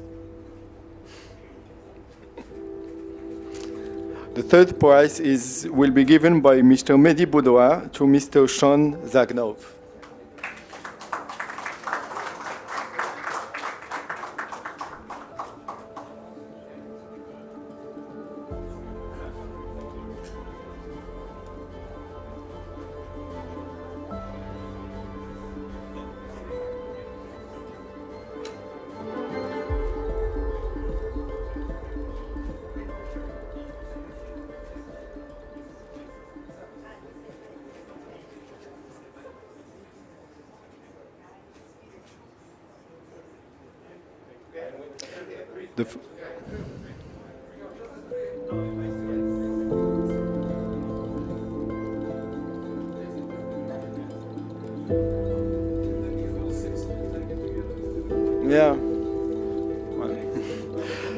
The fourth prize will be given by Jason Guberman to Ambassador Balainish Zevadia.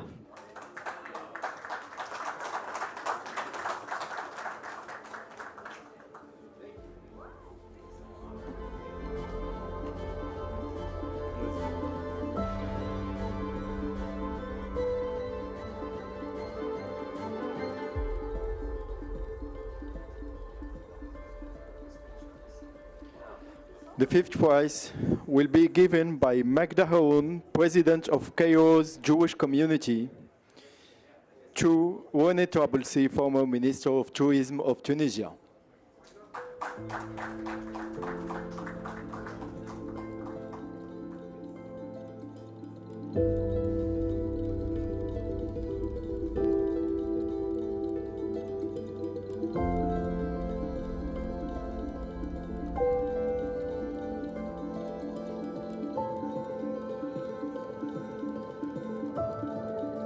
So, the last prize will be given by Professor Ephraim Isaac to Andrea Barry, Strategy Director of Papkewitz Group.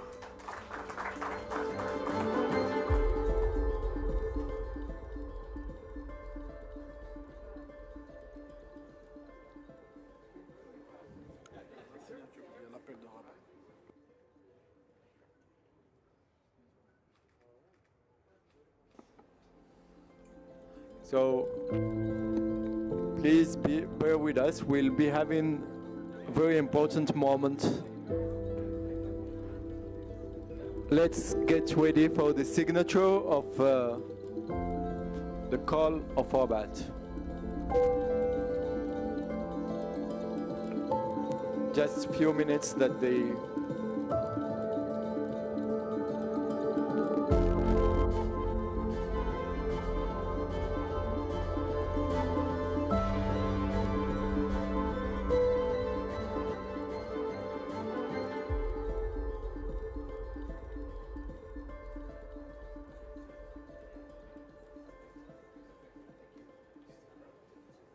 So this is a very important moment that we'll be signing the Declaration of Rabat. La déclaration de Rabat va être signée tout de suite par les parties prenantes.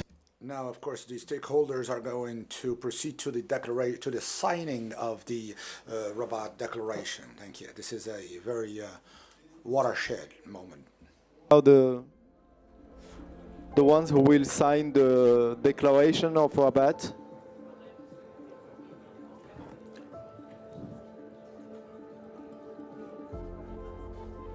It's almost there. Toutes les parties prenantes sont là.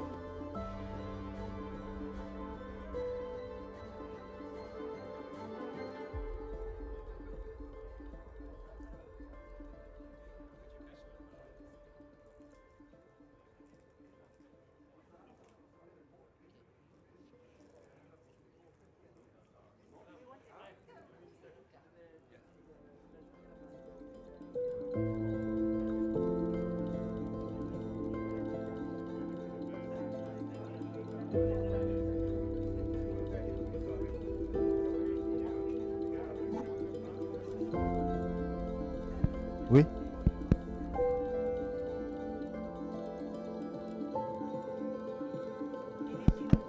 Oui. C'est peut-être à toi de gérer, comme tu connais, tu sais.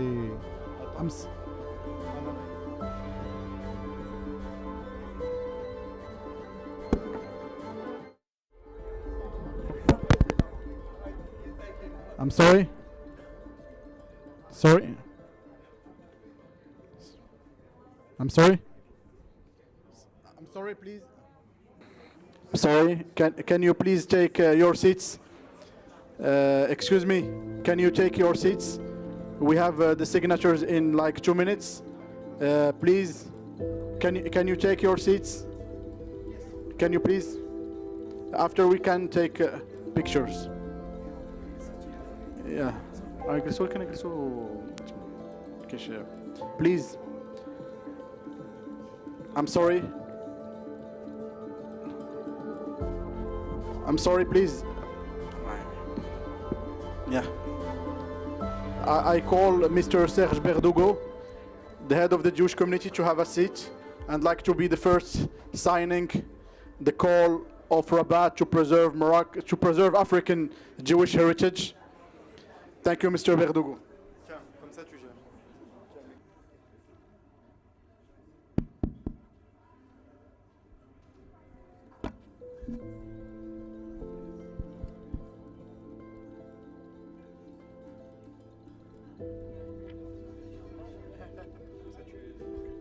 Stylo.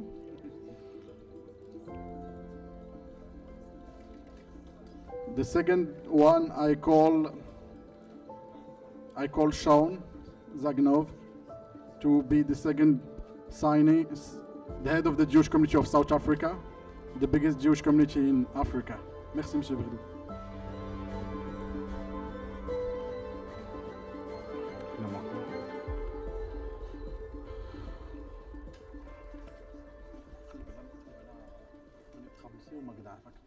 I call Mr. René Trabelsi.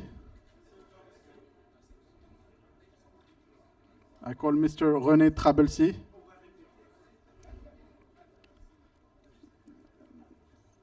The head of the Jewish community of Djerba, to be the third to sign this call of Rabat.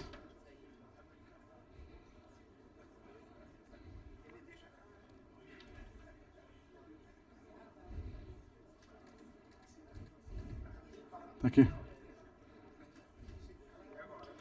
I call my dear friend Magda Haroun, the head of the Jewish community of Cairo, and the fighting woman that she deserves claps, please, to Magda Haroun for all what she's doing in Egypt.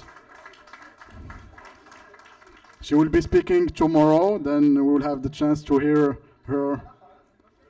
Thank you, Magda. I call Mr. the Minister, Jose Santos from Capo Verde, to sign this call.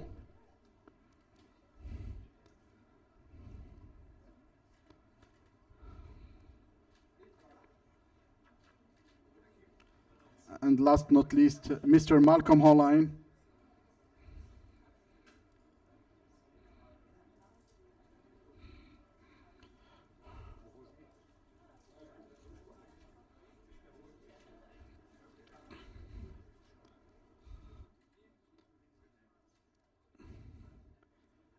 And Mr. Professor Isaac.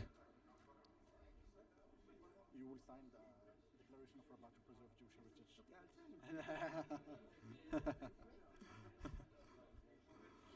Professor Isaac is a good supporter of ASF and Mimouna.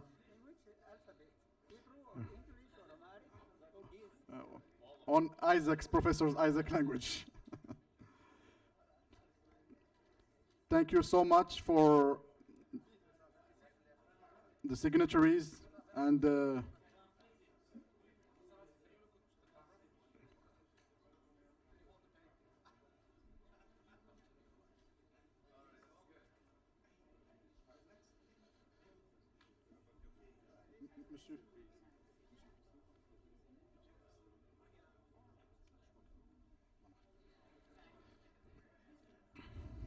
Then thank you so much. Yeah, like Jason.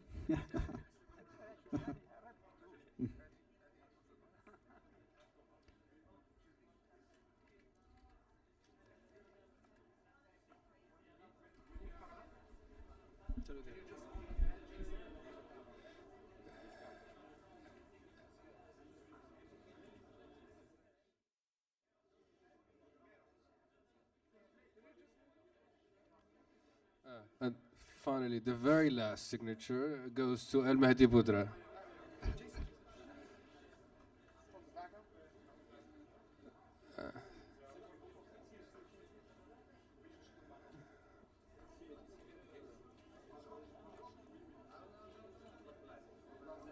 Great.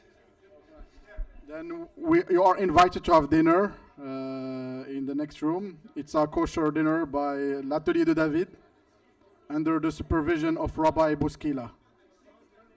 Thank you, everyone. Enjoy your dinner. Applause to everyone.